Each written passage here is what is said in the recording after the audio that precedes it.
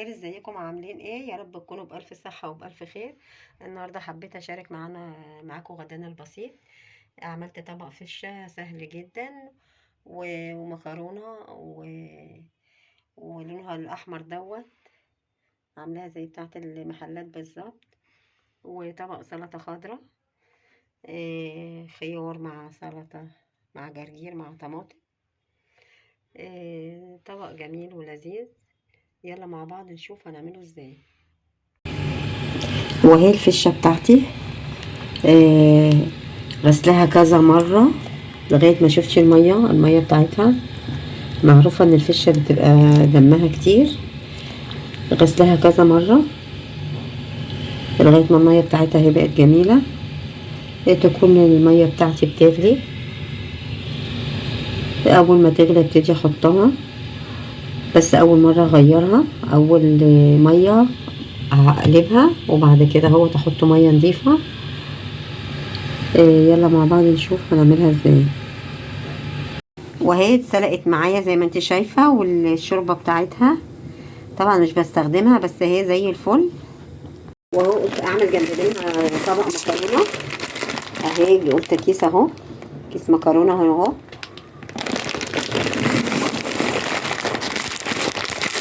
تبقى جميلة وهي جنبها المكرونة.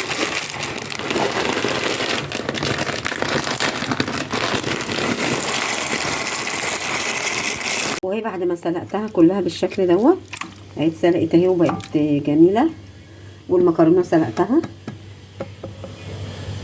ناقص بس لسه اعمل الصلصة بتاعت المكرونة في ثواني. ابتدي اقطعها، طبعا مش هقطعها كلها معاكم، هي تقطيعة صغيرة خالص.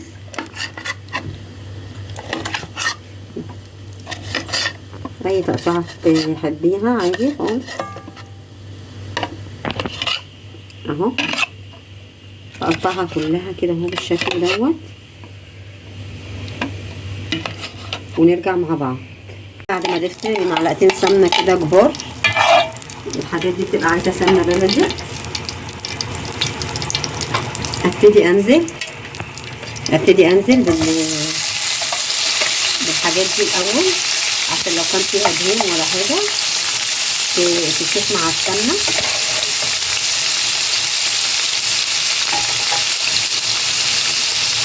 ابتدي اقلبها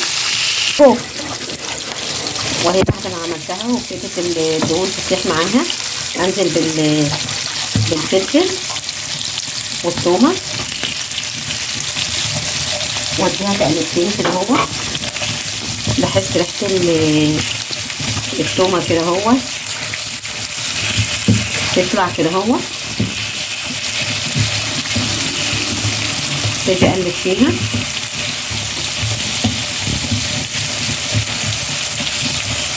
بجد. أكلة سهلة جدا وخفيفة واقتصادية.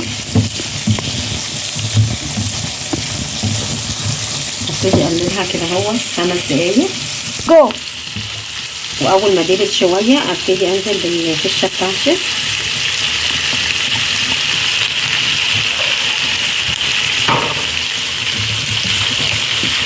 وبرضه اقلب فيها.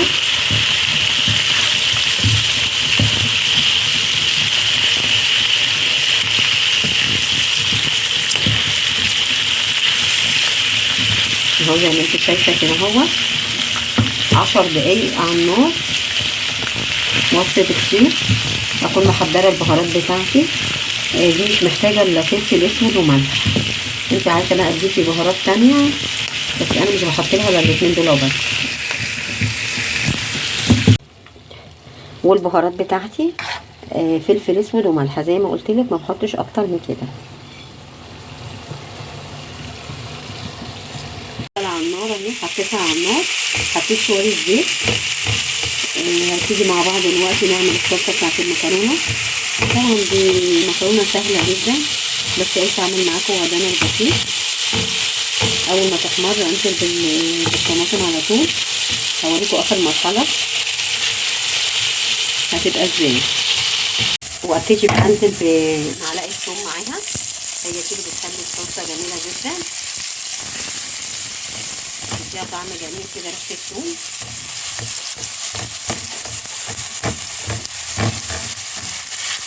احط كده اهو في اخر مرحلة الثوم، وبعدين انزل بالصلصة بتاعتي.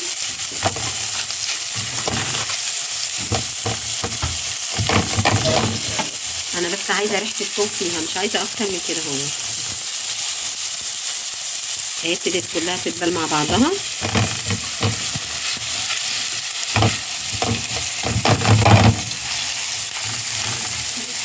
هي الدرجة دي بتاعت البصل هتديني اللون الأحمر، حتى لو الطماطم بتاعتك مش حمرا هتديني اللون الأحمر الجميل.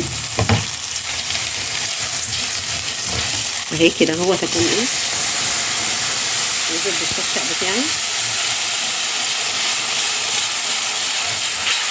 واحط البهارات بتاعتي، شطة وكمون وملح وكزبرة، وكده استنى لغاية ما تتسبك واطفي عليها.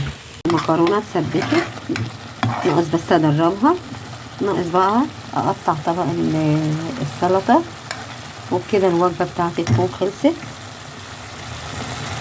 سهلة جدا اهي. هحطها في الاطباق واوريها لكم اهي، وانزل بالبهارات بتاعتي، كمون وكزبرة وشطة وملح، انزل بيهم كده اهو. وهو بعد ما خلصته في الاطباق، بجد شكلها جميل، والفش عاملاها بطريقة سهلة خالص، طبعا كلكم عارفينها، سهلة خالص للمبتدئين. بس حبيت اشارك معاكم غدانا. ولو عجبك الفيديو ما تنسينيش في اللايك والشير والاشتراك في القناة عشان يوصلك كل جديد. باي باي.